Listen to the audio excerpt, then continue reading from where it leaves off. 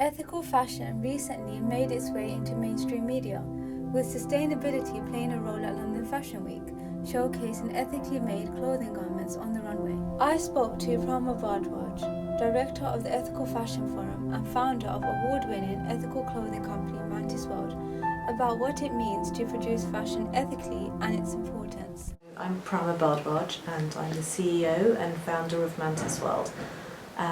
I started Mantis World 15 years ago. It's a supplier of blank garments, blank apparel, which we supply to companies. So we hold stock of menswear, women's wear, kids wear, baby wear and fashion basics, which are available then for companies or brands to decorate as they will and are distributed across Europe.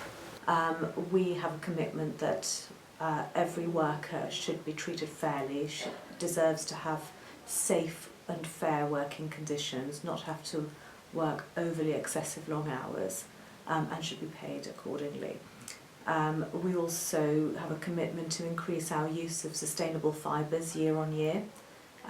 We will only work with textile mills who have a functioning ETP, that's an effluent treatment plant, to make sure that the wastewater that goes back in the environment is safe.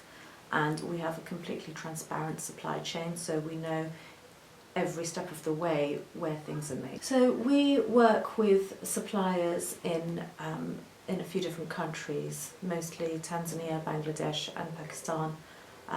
In Tanzania we've had a long-running relationship with various projects out there, especially to children's homes where they take in destitute children, clothe them, feed them, educate them and provide them a better way of living.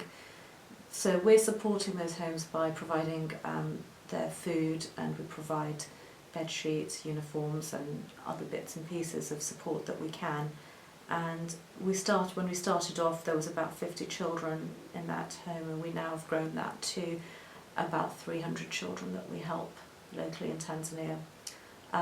We also have worked with our manufacturers in Pakistan.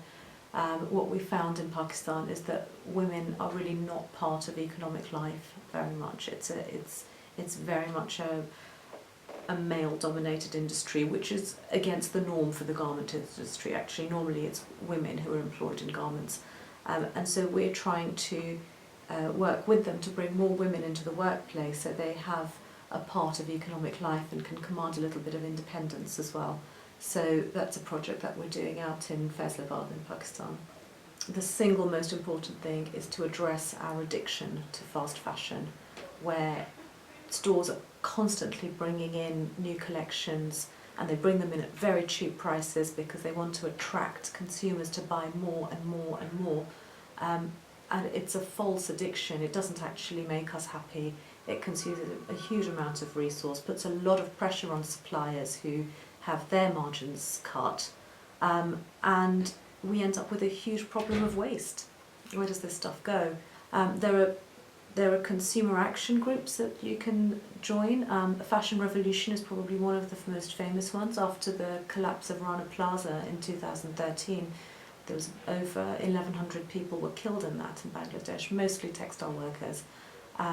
So to commemorate that, every year there is Fashion Revolution Day, where we ask brands, who made my clothes? The other thing that consumers can do is just be more informed. Look at the label, look for organic cotton, look for sustainable fibres, and try and work with brands who respect workers' rights.